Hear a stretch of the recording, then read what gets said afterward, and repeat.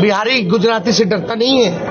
मोदी जी, ये झारखंड और दिल्ली नहीं है, ये बिहार। एक बार हाथ लगा करके तो दिखाओ क्या।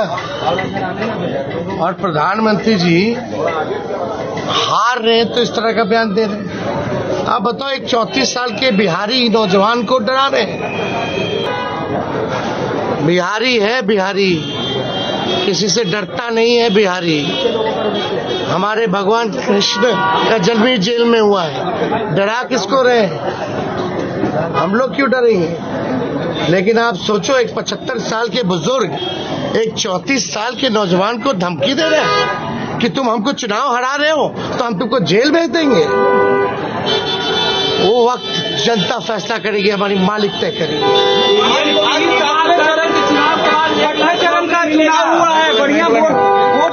जीत गए। अरे बीजेपी सफा चट।